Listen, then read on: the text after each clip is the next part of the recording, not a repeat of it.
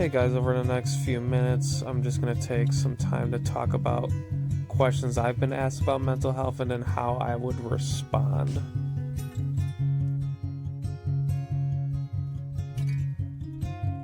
The first question really touches on one of the bigger stigmas in the mental health world, and that's labeling. So you are your diagnosis, and that's just not the case, guys. You play sports, you break a leg, tear your rotator cuff. You don't become your injury.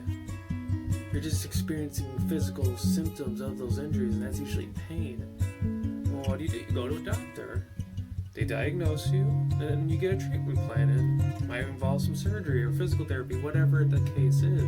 Same with people with their mental health. You can most definitely have a positive relationship with your mental health symptoms.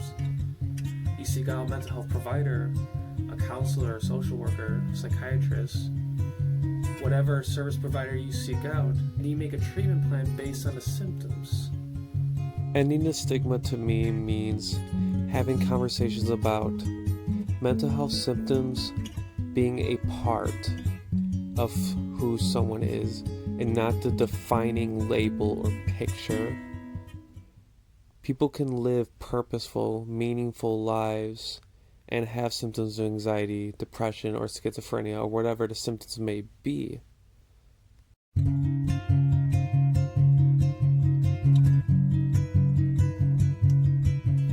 It's a little bit more gray, but the thing is, you don't want to develop a lifehood of crutches.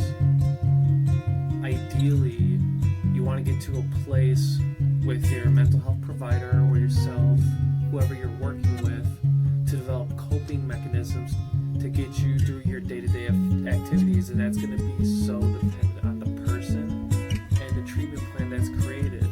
Doesn't mean you should necessarily avoid the stressful, depressing, anxious situations, especially if you have goals and plans for your life that involve you being exposed to that once in a while. But that's the idea of working with a mental health professional.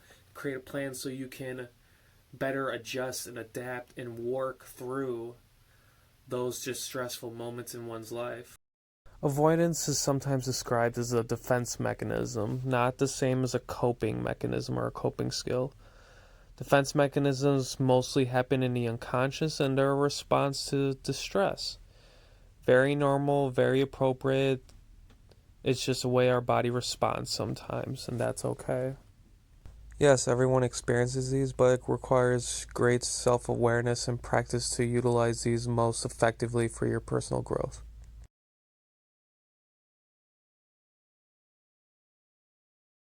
Before answering the question on suicide, I wanted to share these two contact numbers for everyone. Make sure everyone has access to this number, and if you're not feeling safe, emotionally unwell, these are two ways to get in touch with someone that could help. No, your counselor does not automatically need to call 911. No, your therapist does not automatically need to let your mom, dad, and everyone else in the world know that you're experiencing suicidal ideation. No, that does not automatically mean you have to go to the hospital. And no, that doesn't necessarily mean you want to end your life.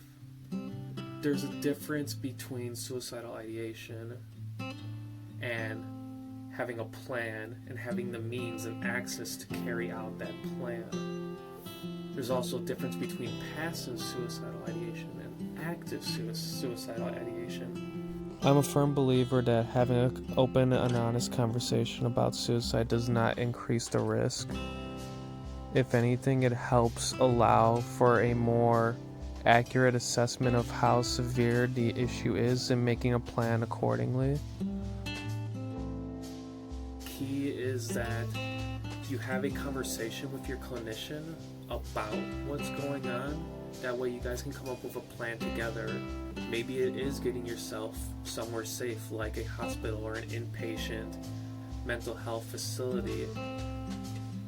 Or you come up with an emotional safety plan for while you're at home and you're not in therapy until next week. Maybe the plan consists of people that you can talk to when you're not feeling emotionally well, or a list of coping strategies that you've been working on. These are just two examples of safety plans for when you're not feeling emotionally well or safe, and how to organize your coping skills, your resources to best fit your need and the severity of the symptoms that you're experiencing.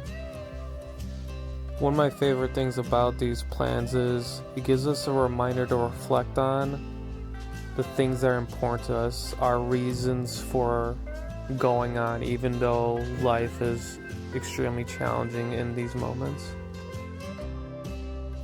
It's been my experience when people have opened up to me about suicidal ideation or just wanting to have a conversation about suicide. It's not been about wanting to die. It's usually been about wanting the pain to go away. It's the stressful situation to stop. It's the trauma they've experienced to be blocked out of their memory so they can go on with their day.